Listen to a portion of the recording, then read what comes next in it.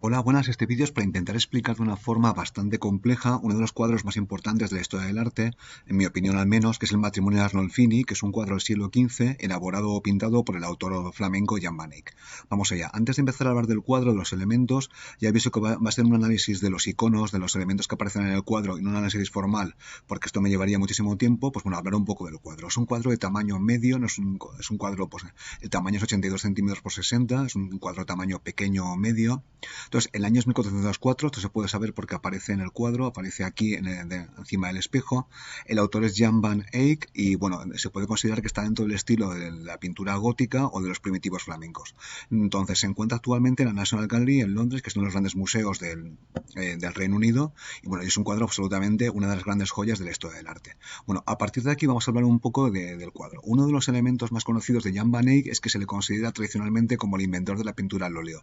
Esto técnicamente no es cierto, pero bueno, sí que es cierto que Huber, su hermano y él, pues empezaron a utilizar el óleo con los secantes apropiados, con lo cual es el primero que utilizó el óleo de forma sistemática y es el primer autor que pinta el óleo. Entonces, Jan van Eyck también es conocido por su técnica por sus miniaturas, por sus grandes detalles en las obras, sus cuadros están llenos de detalles.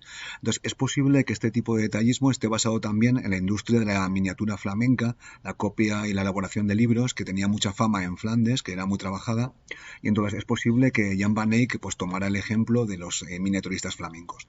Bueno, a partir de aquí hablemos un poco de los primitivos flamencos.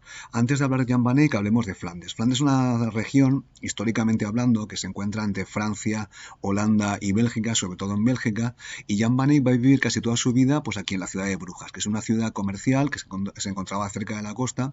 Y bueno, pues Flandes se encuentra en una región que históricamente se ha conocido como Borgoña, Burgundia, que es una región que en esta época es comercialmente muy rica, que tenía vínculos comerciales con muchas zonas del mundo, por ejemplo con la península ibérica, con Castilla, con Andalucía, con el Báltico, con la Hansa, y que bueno, a Brujas llegaban todo tipo de productos. Pues muchos de ellos aparecen en el cuadro: pieles, lino, seda, lana, cuero, oro, todo tipo de productos, ámbar del Báltico, etcétera, y es una región riquísima.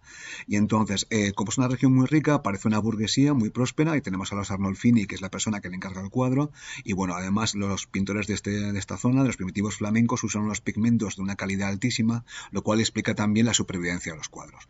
Bueno, a partir de aquí hablemos un poco del patrón de Jan van Eyck, aunque este patrón le va a influir mucho en su forma de pintar los cuadros, aunque no estuvo relacionado exactamente con el matrimonio de Arnolfini. Aquí tenemos una imagen del duque de Flandes, Felipe el Bueno, pintado por otro pintor flamenco conocidísimo, Roger van der Weyden. Entonces, este señor, Felipe el Bueno, era duque de Borgoña y conde de Flandes. Era el dirigente de la región. Felipe el Bueno vive en la primera mitad del siglo XV. Y bueno, entonces, este duque intentaba mantener su independencia frente a Francia, con lo cual salía con Inglaterra. Tenía múltiples vínculos comerciales, también tiene relaciones con la península ibérica. Y entonces, este duque, era rico, porque era el duque y conde de muchas ciudades muy ricas, como Gande, Lille, Brujas, etcétera. Entonces, la capital de este duque, de esta familia, de los duques, estaba en Dijon, donde estaba la famosa obra El Moisés de Klaus Schluter, ¿vale? Ahí estaba su país ancestral, su panteón de tumbas, ¿no? Y era la persona que dirigía. Era una corte itinerante, se movía en las ciudades que he dicho, entre Brujas, Bruselas, Lille, Estin. No tenía palacios demasiado potentes. En Dijon estuve en uno, y bueno, era un palacio grande, pero bueno, era simplemente un duque importante. Y luego después la importancia es que Felipe el Bueno supo ver la valía de Jan van Eyck, le convirtió en su pintor oficial de corte, del duque de Borgoña, y bueno, pues Jan van Eyck trabajaría para él. De hecho, ejercerá de embajador, tendrá una embajada en la península ibérica, y durante toda su vida realizará muchos encargos para Felipe el Bueno. Felipe el Bueno, además, le marca la moda a Jan van Eyck, el estilo de lo correcto, y aquí es conocido este duque por la orden del Toisón de Oro, que aparece aquí en su cuello, si no me equivoco, y luego después por esa moda oscura, la moda de la corte borgoñona, que era muy estricta y que luego pasaría a la corte española. Los Austrias, su estilo negro, austero y poco exuberante, pues deben mucho a la etiqueta de la corte borgoñona. Bueno, a partir de aquí, bueno, Jan van Eyck. Jan van Eyck trabaja con Felipe el Bueno y también para la gente de Flandes de esta época, y tiene un montón de obras de gran calidad. Aquí pongo las tres más conocidas: la Virgen del Canciller Rolín, que está aquí, el canónigo Van der Pelle, La Virgen del Canciller Rolín está aquí, la Virgen del canónigo Van der Pelle, que aquí tenemos el canónigo, que era uno de los curas que trabajaba en la catedral, y aquí tenemos el famoso altar de Gante, ¿vale? En la catedral de San Bavón, en la ciudad de Gante. Eran obras reconocidísimas, de gran prestigio, y son obras que pinta Jan van Eyck a lo largo de su vida. Bueno, a partir de aquí vamos a hablar del cuadro del matrimonio de Arnolfini, el cuadro en general. Pues bueno, aquí tenemos un cuadro, es de tamaño medio, pequeño medio, es un cuadro pues muy vistoso, de unos colores impresionantes, los pigmentos son una calidad altísima, se puede caracterizar pues bueno, la simetría de los personajes, aquí tenemos una figura, aquí tenemos la otra, hay una cierta simetría, el eje lo podemos encontrar en la mano, si rompiéramos el cuadro primero no se tendrían, pero luego después podrían besarse uno con otro, luego después las dos figuras ocupan todo el espacio pictórico, empieza a utilizar la luz penetra desde la ventana, la parte de arriba a la izquierda, etcétera. Entonces, es una obra privada. Lo encarga obviamente el señor Arnolfini, que lo tenemos aquí a la derecha, que era un mercader italiano que vivía en la ciudad de Brujas. Entonces, es una obra para ser expuesta en casa, porque en el mundo medieval la riqueza en sí es un pecado, lo que pasa, más que la riqueza, la ostentación de riqueza. Con lo cual no había ningún problema en mostrar la riqueza en un cuadro, pero sin hacer ostentación de ella. Entonces, es una obra privada, ser vista en privada, en un entorno particular. Entonces, probablemente está hecho para ser visto en una visita discreta a la casa del señor Arnolfini. Bueno, ya he comentado que durante la Edad Media la ostentación de riqueza estaba mal vista, pero no la riqueza en sí misma. Bueno, y luego después hay un elemento del cuadro que apenas se aprecia. Uno no pensaría que esta es una obra religiosa, y no lo es stricto sensu, pero sí que es cierto que hay múltiples elementos religiosos en el cuadro. Tenemos aquí, lo estoy marcando, un rosario que se encuentra cerca del espejo, tenemos ahí las escenas de la Pasión de Cristo, tenemos una vela en el candelabro. Entonces, esto pertenece a lo que se llama tradición la devotio moderna. Es una forma de espiritualidad católica que tiene lugar dentro de Flandes en el siglo XV, que es Tomás de Kempis, un autor muy religioso que la promueve, en el cual lo que defienden es una espiritualidad tranquila, sin aspavientos, una espiritualidad interna más que externa. Bueno, a partir de aquí hemos visto el cuadro. Hablemos de quién era el señor Arnolfini. Arnolfini no es un nombre flamenco, ni mucho menos es italiano. Entonces, en la ciudad de Brujas había un montón de misiones italianas, de hombres jóvenes que vivían en Italia, que marchaban a pasar unos años pues en la ciudad de Brujas para hacer negocios. Tenemos en la ciudad de Luca los Arnolfini, Rapondi, Giudicchioni. Luego después, pues, como buenos italianos, pues las reliquias o su tradición espiritual de Italia la tenían presente. Por ejemplo, la reliquia del Volto Santo de Luca. Luego después sabemos que a partir del principios del siglo XV en la ciudad había una comunidad de Luca importante. Los Medici también entraron en la ciudad en 1439 en la famosa Plaza de la Bolsa, que si no me equivoco es este edificio, y el nombre de la Bolsa Valores, viene porque los Medici instalaron su primer banco allí. Y luego después esta comunidad italiana pues además compró diversas obras de arte que luego acabarían en Italia. Por ejemplo, la Madonna de Luca de Jan van Eyck, que es otra obra suya, que es una obra religiosa, pues acabó en Italia porque fueron comprados por esas comunidades italianas. Bueno, y luego después había más, de Venecia, de Milán, de Luca, etcétera. Ahora vamos a ver los elementos del cuadro, vamos a analizarlos. Aquí tenemos a Giovanni Arnolfini, que tenemos, es un rostro serio, que recuerda bastante al del Vladimir Putin, ¿vale? Un rostro serio de mercader. Entonces aquí se puede observar unos pequeños detalles. Tenemos un sombrero, es un sombrero que si nos fijamos, hay que acercarse un poco, está hecho de paja tintada, un sombrero de una calidad extraordinaria, es un sombrero de campesino, entonces en ese rostro serio, no diríamos hierático, ¿no? Con bastante pálido. Tiene un sombrero de paja, de una paja tintada, con un modelo superior. Obviamente es un modelo carísimo, por si no Giovanni Arnolfini era un mercader de un altísimo nivel económico.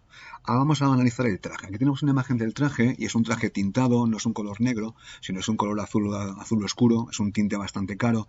Y luego se puede observar en el cuadro pues estos restos, las pieles de Marta Cibelina, que es una piel traída de Rusia, del este de Europa, carísima absolutamente, y que era la mejor piel. Bueno, entonces ella lleva una piel de ardilla blanca, lleva una piel de Marta Cibelina, y lo que pasa que al ser tan cara pues tiene la piel es mucho más limitada en el traje de él. Luego después el traje, este es un traje de tradición italiana, se llama tabardo.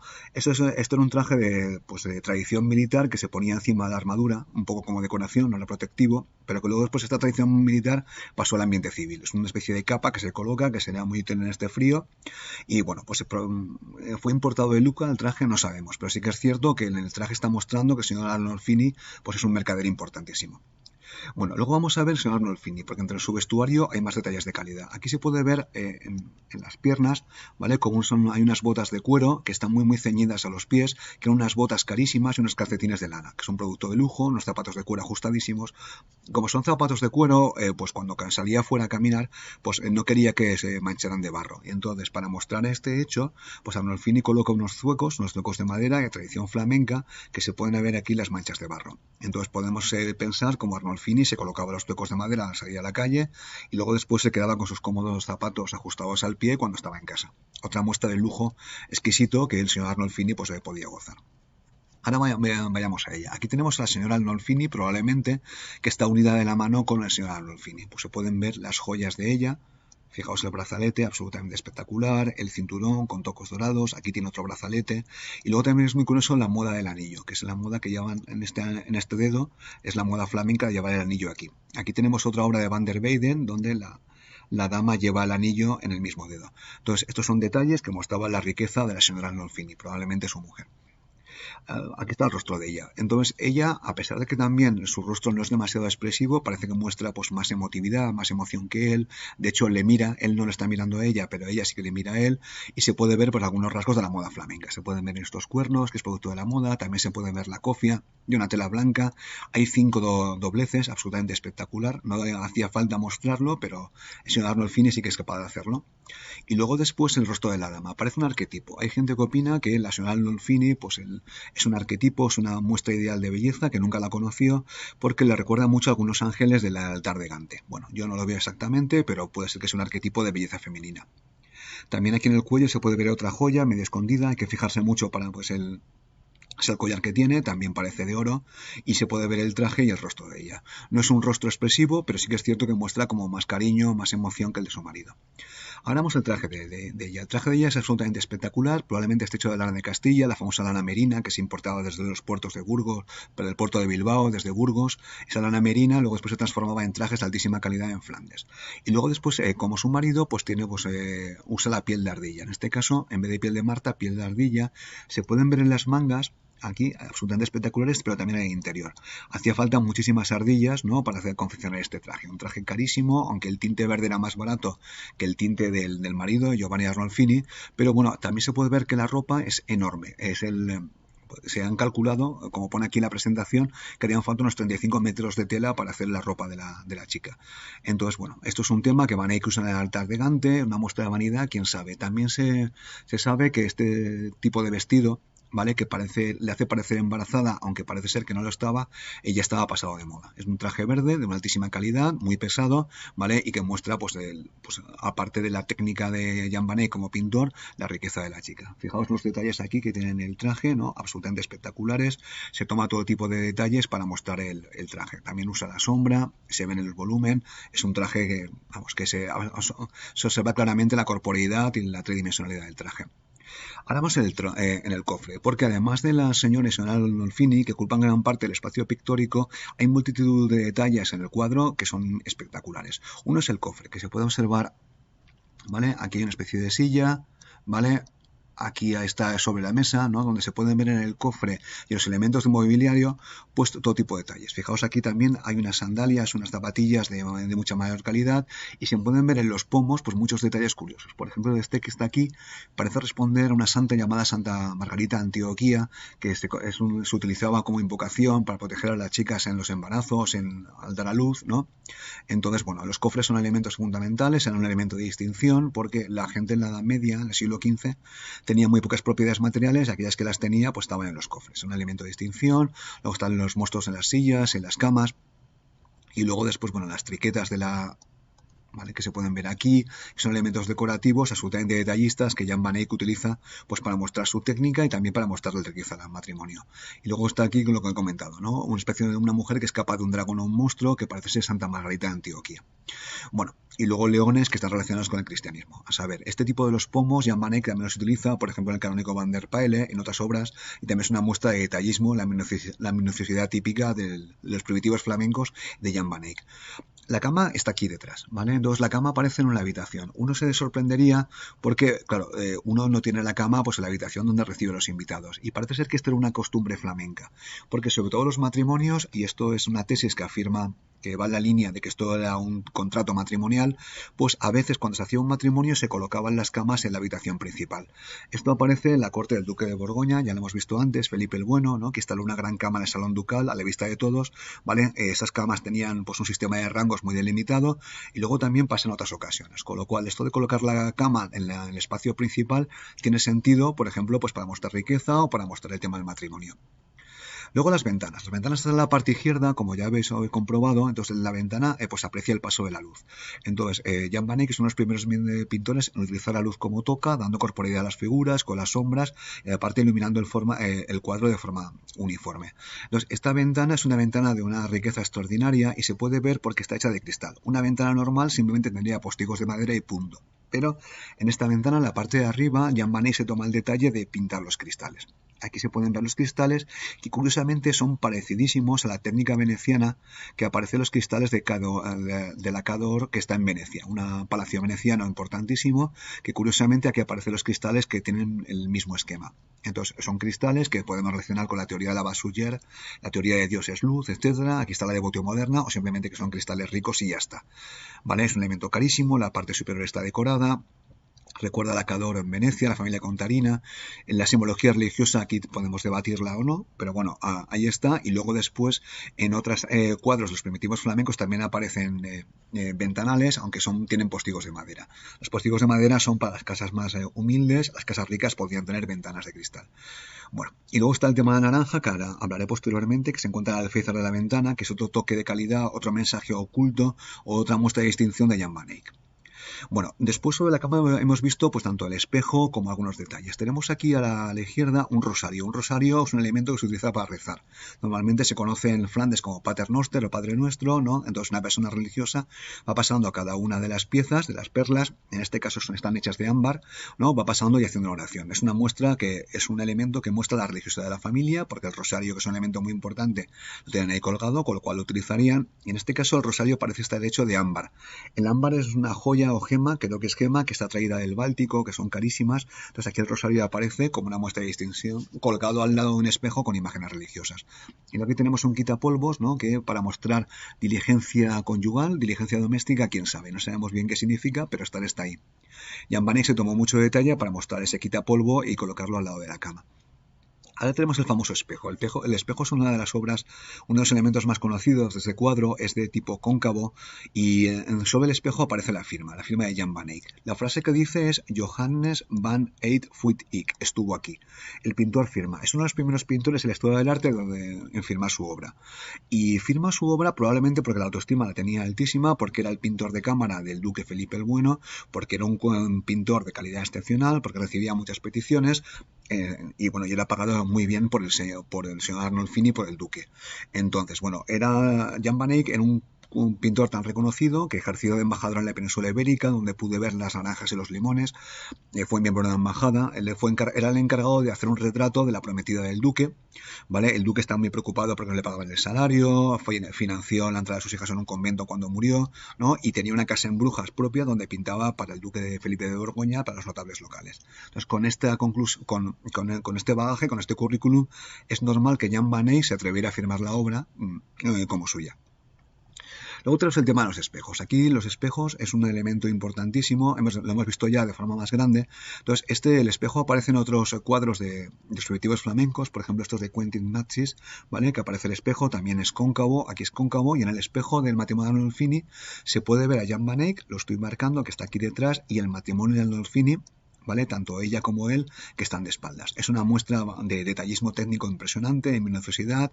Se puede ver incluso las naranjas que están aquí sobre la mesa, cómo sería el cuadro detrás, y aquí en el espejo se pueden ver también las escenas de la pasión de Cristo, desde cómo la azotan, cómo lo detienen, cómo lo prenden, ¿no? Y aquí está la crucifixión. A mí esta crucifixión me recuerda un poco a la reliquia de Lucca, que la gente de Lucca pues que se llama el Volto Santo, que le tenían en mucho cariño a la reliquia de la gente de Luca. En cierta forma me recuerda, aunque no estoy realmente seguro de que tenga mucho que ver. Entonces, bueno, aparecen escenas de la pasión, la habitación del espejo, es un elemento místico sugerente, es otra muestra para que el pintor muestre su dominio de la luz, y además también es una muestra de la devotio moderna, esa espiritualidad oculta que aparece en todas las obras de los primitivos flamencos.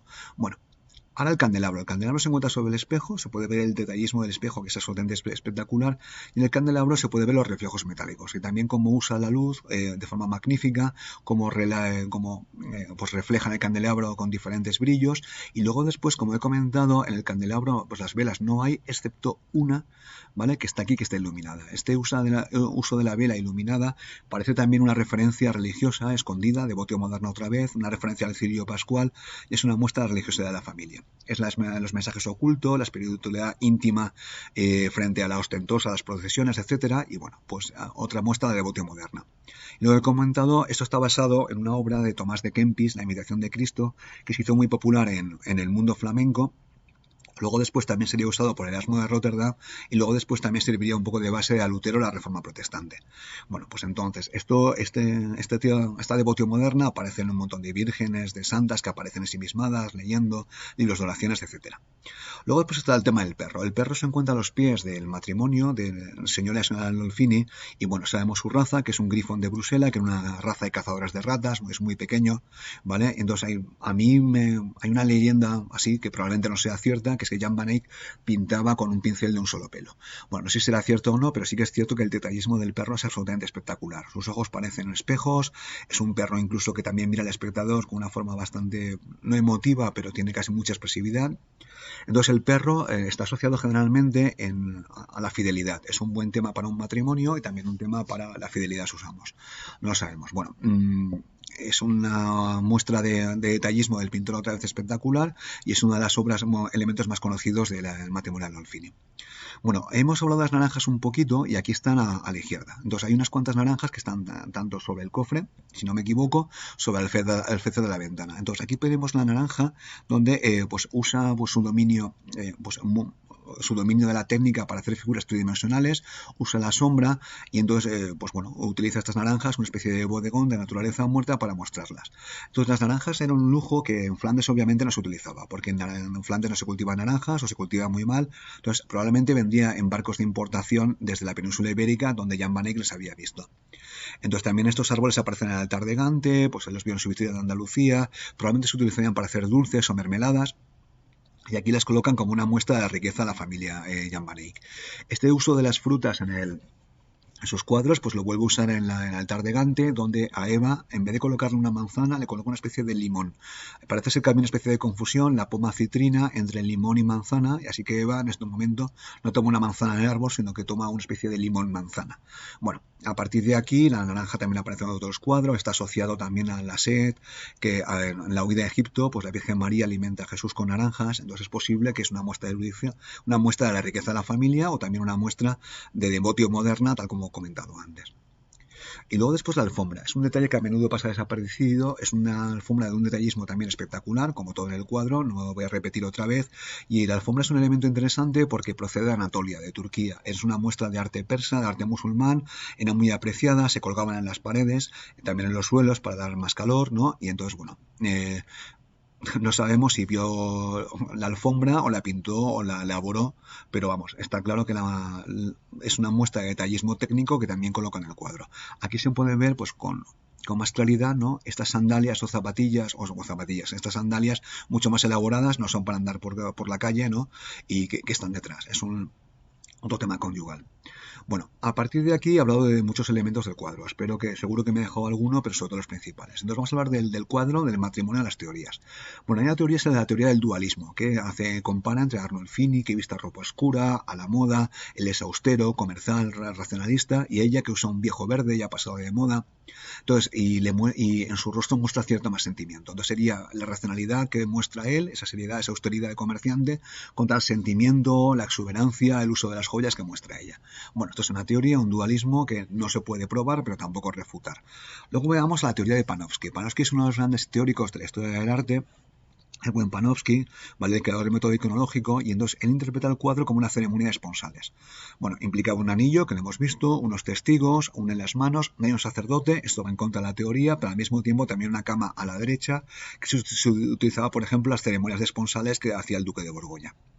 Y quizás estaría Arnolfini, Jan van Eyck haciendo testigo del matrimonio, de un matrimonio civil, sin sacerdote. Eso es raro, o es un contrato visual, es una forma de de crear un contrato, un vínculo y tener como especie de testimonio.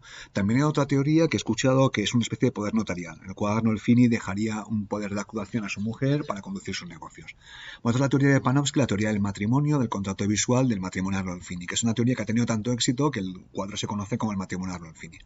Luego está la tesis de la mujer fallecida, porque no está claro que la mujer que aparezca en el cuadro es la señora Arnolfini.